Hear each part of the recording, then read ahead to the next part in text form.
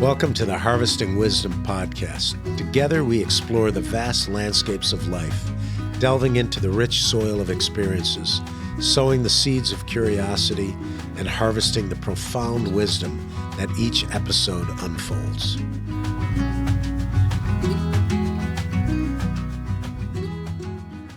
Welcome to another podcast of Harvesting Wisdom. I'm your host, Mike McMahon. With me today is Philippe Drouhin. Did I get that close? Perfect. Okay. Philippe And Drouhin, yes. we are I on know the R is not easy to. Right, and we are in We're in the Clos right here. Clos des Mouches, Domaine Joseph Drouhin. Your family has been doing this for how long? It all started in 1880. Okay.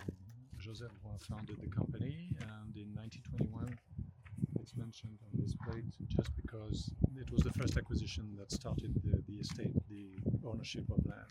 Okay. And it happened 100 meters from here. That was the first plot that was purchased. Wow. By my grandfather. And why do you think he started with? Did he start with Pinot Noir, or did he have other grapes? Did he Yes, try? he started with Pinot Noir. Well, the plant was already landed. The land was already planted. Oh, I see. With Pinot Noir. And then later on, he acquired other vineyards in this area and others. And he, on the Bon Village, it was mostly Pinot Noir that was planted. But at the time, also, you are still allowed to plant some Chardonnay up to 15%. Nowadays it's up to 15%, but you could do what you wanted back in 21.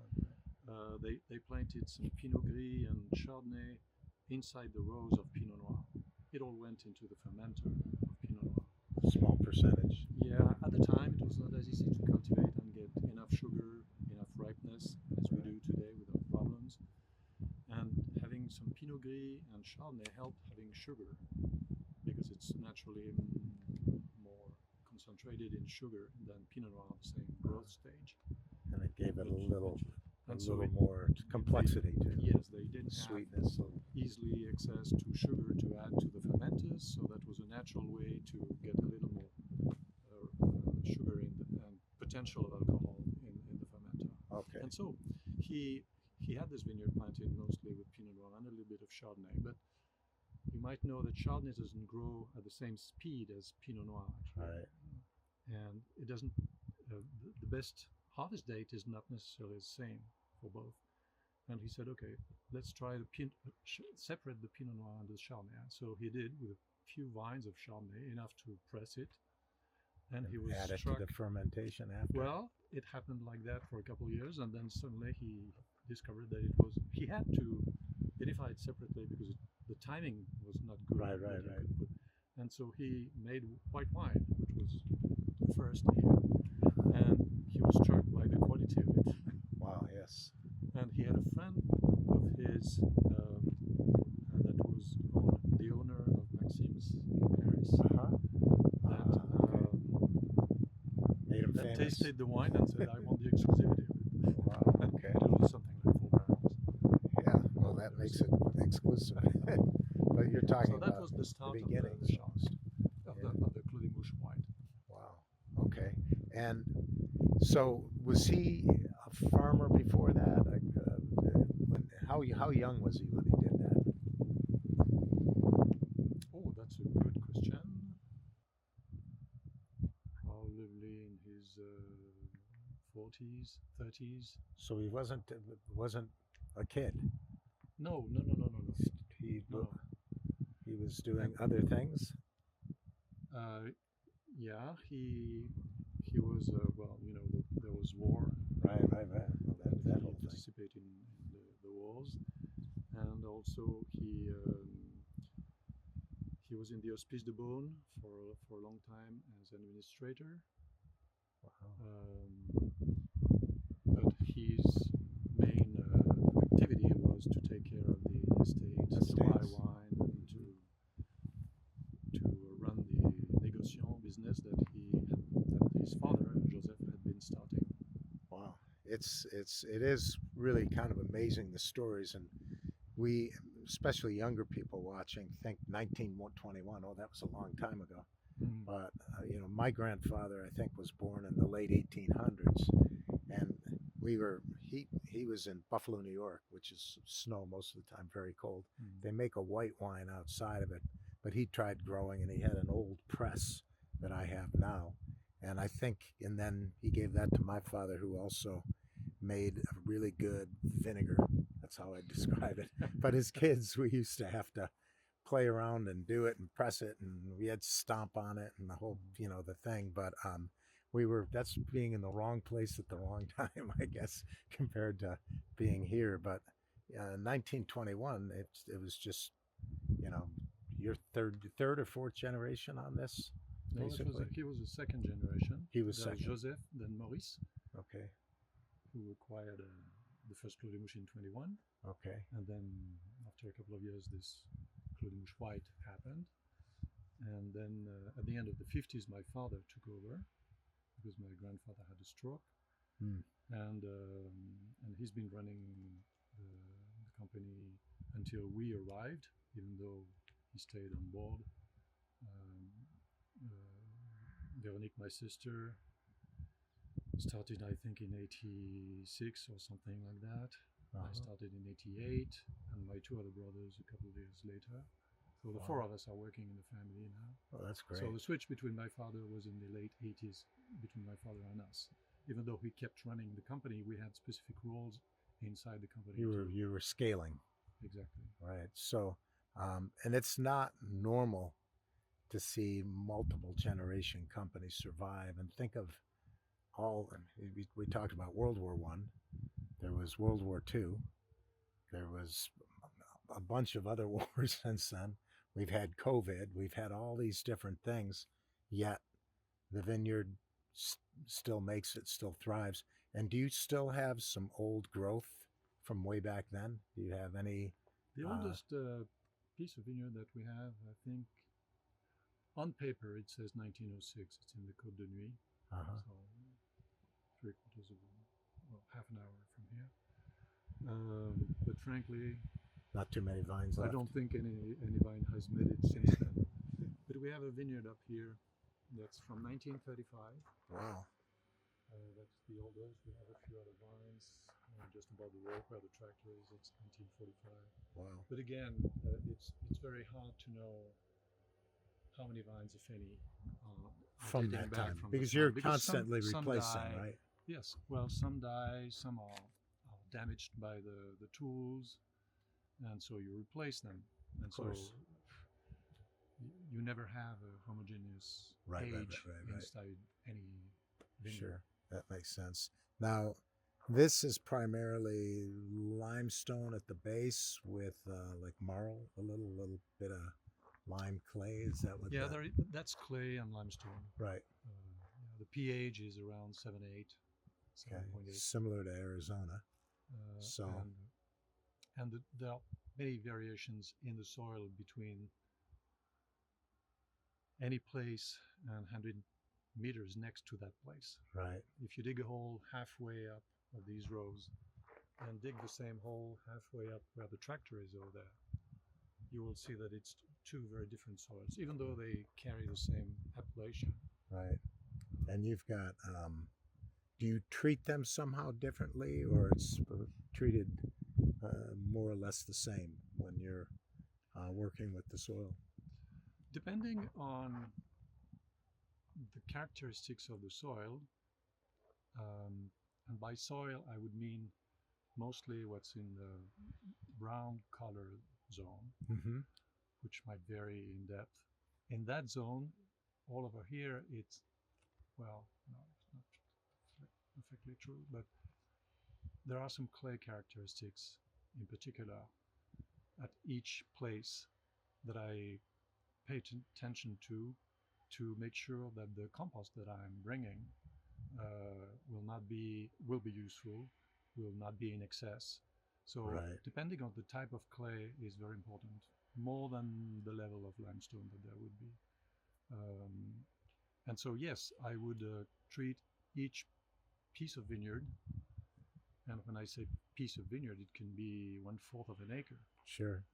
I will treat that separately. I look at it separately, and I will determine what to do in that vineyard separately. So it might be that all the small parcels next to each other have the same treatment, is not the right term, but I will do the same in the soil management because they have the same characteristics. But Sure. then maybe 100 meters above it, the soil will get whiter, will have less clay or different or more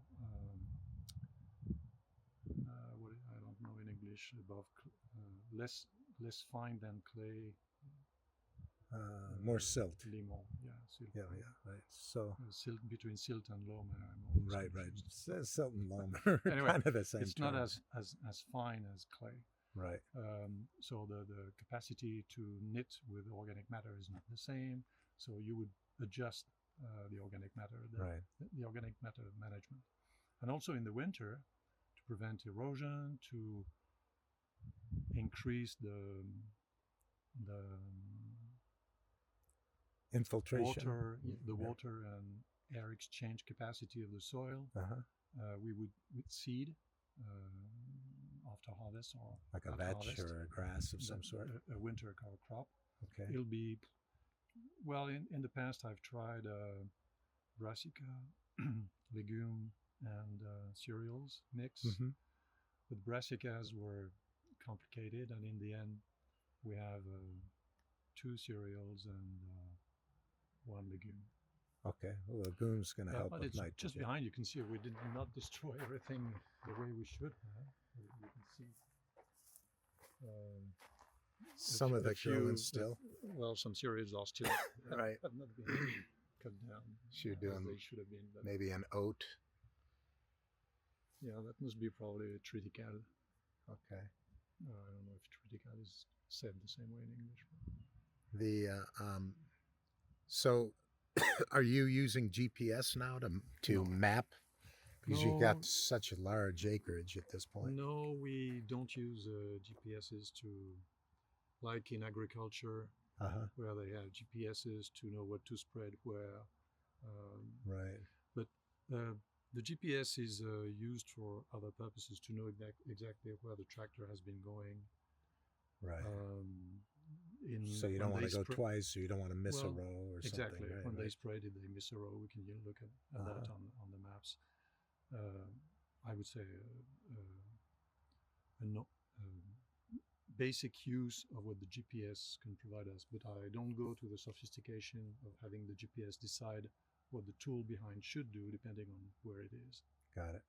So that is, who is walking that? Are you the operations guy that walks that, one of your brothers, or do you just have No. I have a vineyard manager. Okay. We have 3 estates, one in Chablis and 130 kilometers northwest from here. Then here, and I say here, it's actually an hour drive between the most northern piece of vineyard we have and the all the way to here. Wow, okay. And then another hour drive on the highway south in the McMahon area. We have another vineyard, and so I have in each place I have a vineyard manager.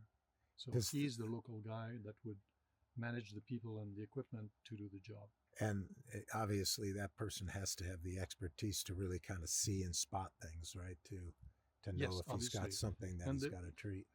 I visit those vineyards regularly, but they are there every day. So we discuss every day how everything's going, right? In terms of behavior of the vines, in terms of does everything look normal, or should I come because there's something that looks strange? Sure. And normally they have enough qualities that if I was away 2 weeks, there would be no problem in the vineyard. Not 3 weeks, but 2. Maybe 3 would be too long. But right. No, and it also very much depends on how critical the season can be. Seasons can be easy, can be difficult. Do you notice the individual patches changing much? I mean, if you have one area maybe that's more on a slope and maybe it's got a little higher level of limestone or whatever, it's not necessarily changing year to year. But well, the behavior of the vines year after year is about the same relative to the others. Right. If one's growing faster than the next one, whatever the year, it'll be like that the next year. Right. Unless I do something really crazy in the vineyards to change that. Okay. But so once you have experience with your vineyards, it becomes much easier to manage. You don't waste time, go look at things that you don't need to go look at, because you know, unless there is something particularly exceptional, you know that how it's going to behave, and there can't be any big surprise. Yeah. The areas that need more attention, you know which one they are, and you concentrate on these when you go to an area. Right. Some handle water better, some don't. Some exactly have a little more erosion or whatever it may be. Now, I don't know if I remember this right, but in France, you're not really allowed to irrigate. I don't see irrigation anywhere. In Burgundy, it's not allowed at all. Okay. No. So are you a little concerned with maybe weather patterns or climate change where you're not getting the water at the right time, like in other parts of the world, or has it been fairly stable? Certainly, heat waves, droughts become a concern when they were not at all 15 years ago. Right. It's very difficult for us to know what's the perfect path to the future, because one, we're not sure about the future. Right. But looking at what the scientists say the weather is likely going to be in 25 years from now, where they say you'll have the same amount of water, but much more in the winter, much less in the growing season. Right. It could lead to problems of water availability in certain parts of the estate. Because you have areas, if you look down there, see, by completely different than over here. The cars are, it's deeper soils than where we are. Right. So there is more water retention capacity. It's obviously less likely to have a lack of water problems. How deep But do here, these? yes. How deep do these vines? I mean, you every once in a while pull a vine out, or you have a dead one, or whatever. How deep do you think these are penetrating? How deep can the roots go? Yeah. I don't think there is a limit. The only limit is really the rock that it can hit. Right. Vine roots can go as deep as 20 meters. Right. Crazy. You know, the areas, and maybe in the Loire Valley, where they grow mushrooms in caves. Mm-hmm. And on the ceiling of caves, they have seen roots coming from the vineyards up above, more than 20 meters up above. Wow. So the roots really, they have a way, if there is no physical barrier, they can go anywhere they want. But they don't go deep just because they want to go deep. They go deep if there is a lack of water and they need to fetch water. Then they go down, they go deeper down. Okay. So if it goes too fast, obviously the roots can't keep up with that. Right. But that's one of the good things of not irrigating.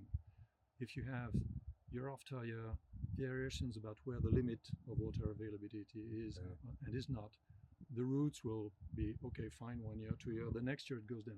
They will start to grow. You'd have a very hard time irrigating 20 meters deep.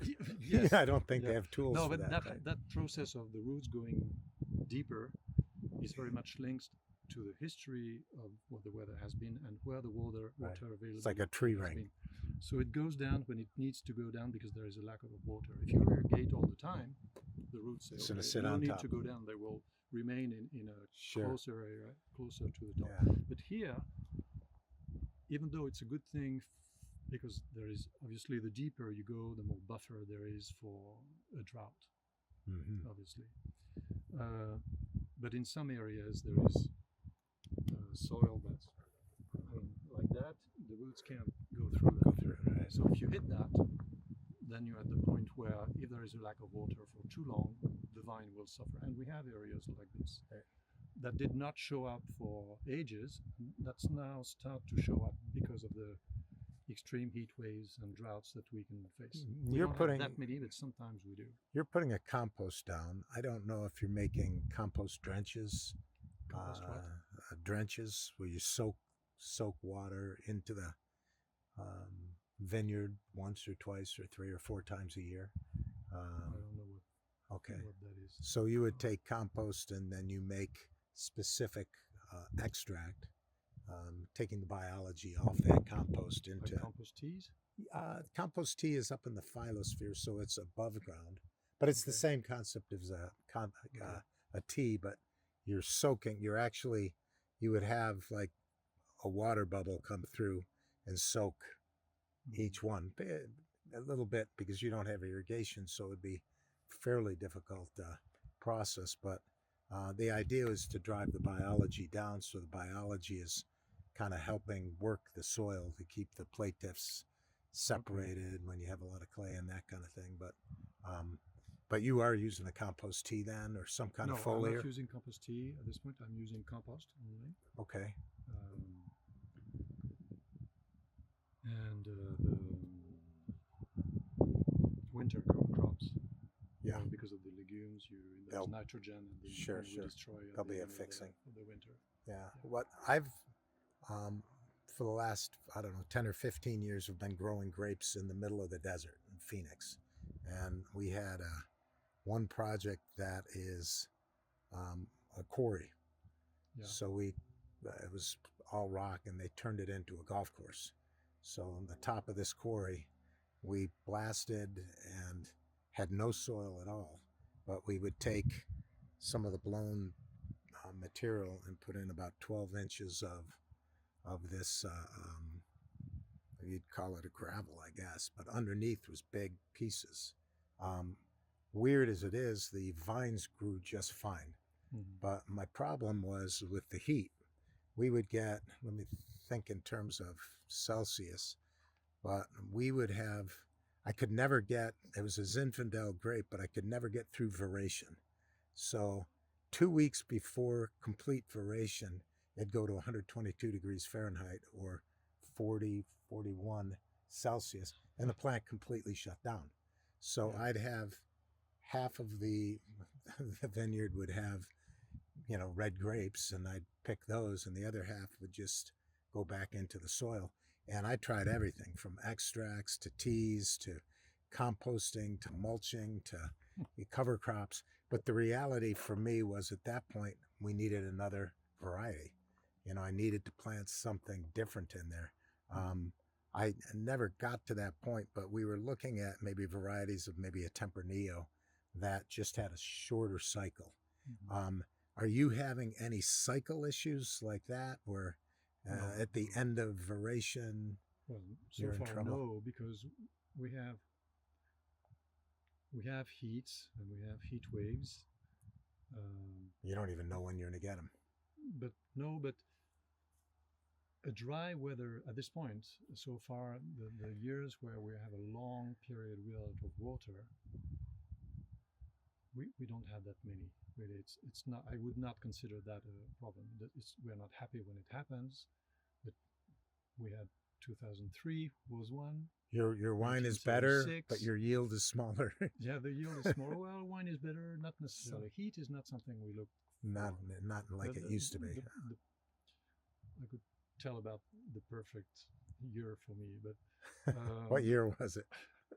The perfect year would be a year where at the end of the season the vine gets ripe at the same time as the grapes get ripe, which is no longer, so you're still waiting. You're still waiting for that perfect Actually, year. I remember when I was a kid, the leaves would turn yellow, red.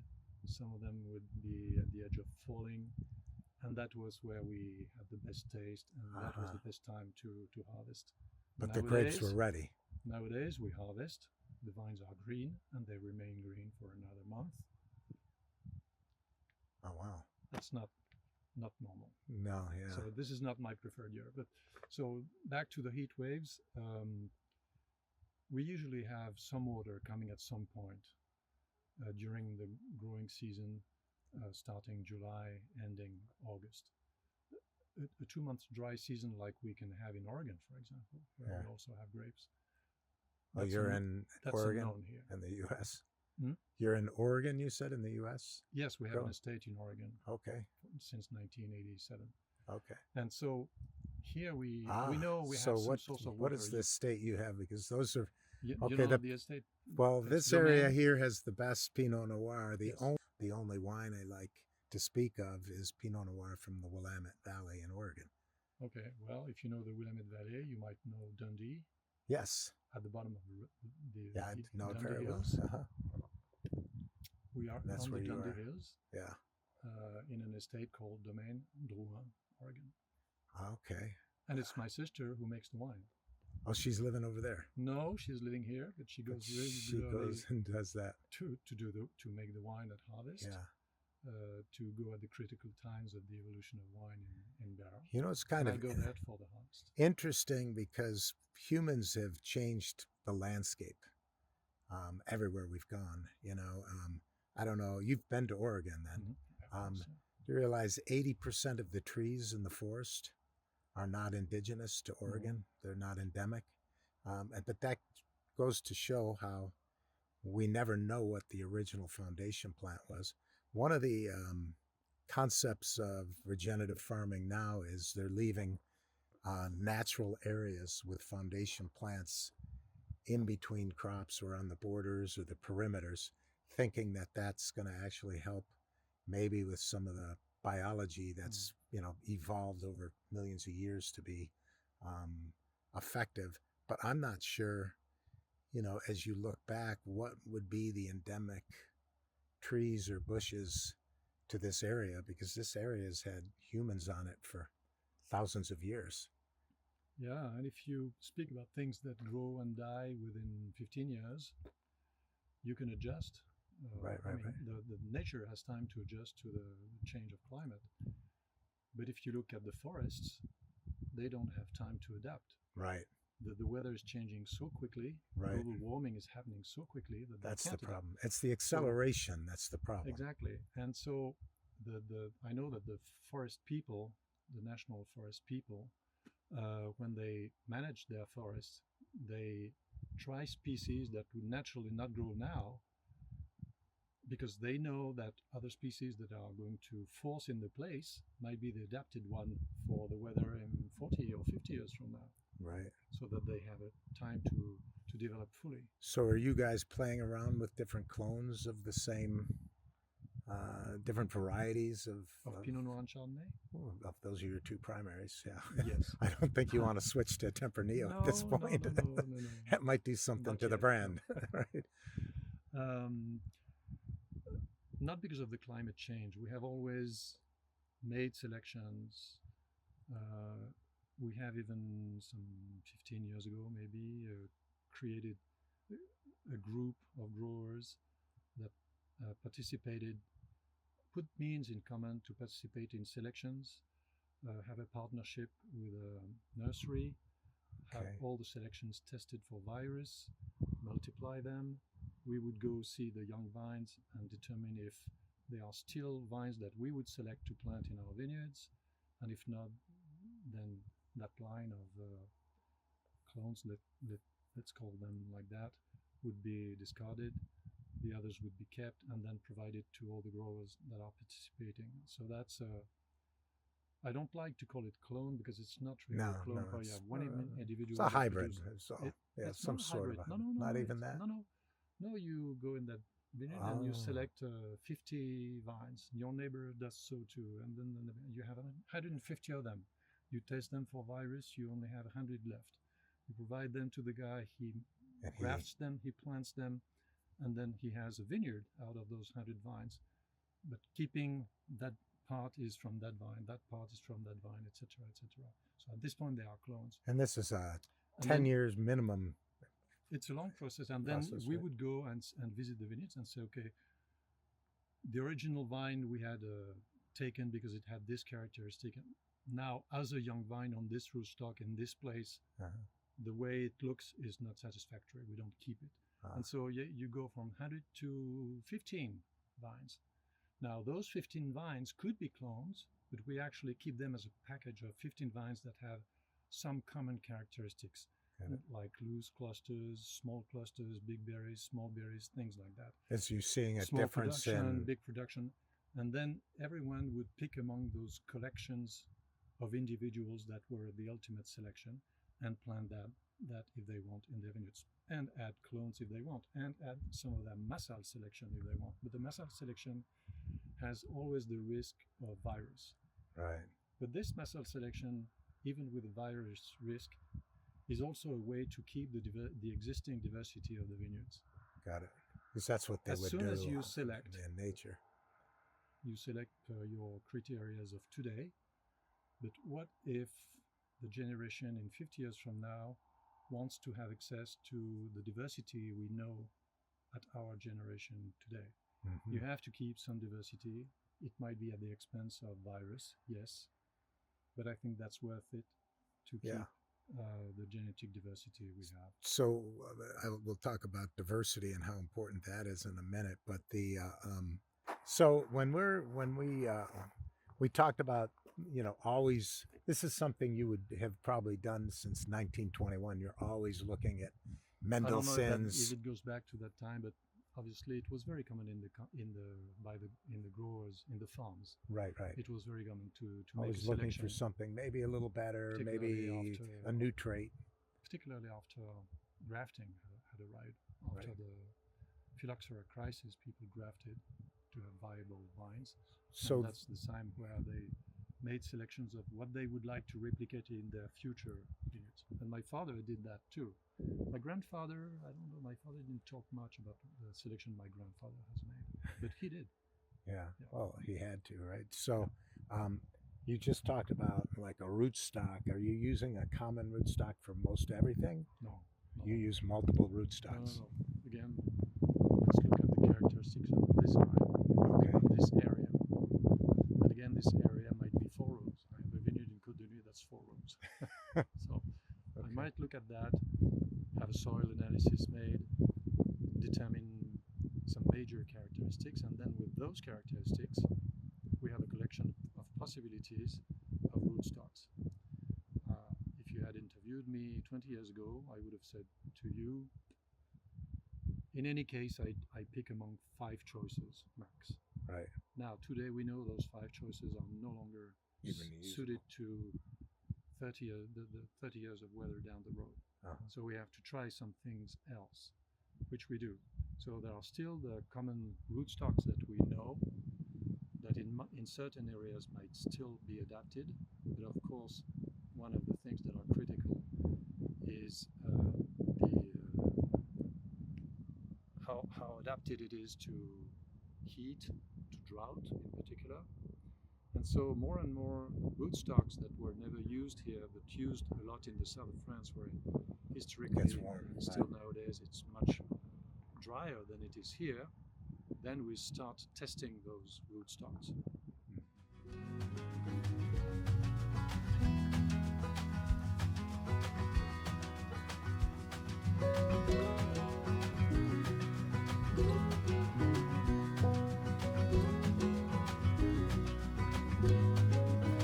Thank you for joining the Harvesting Wisdom podcast. Click subscribe and like for ongoing insightful conversations. Explore our webpage for show notes and additional resources. Visit our guests' webpage for deeper insights. Your engagement is the foundation of our journey, and until next time, keep pursuing wisdom.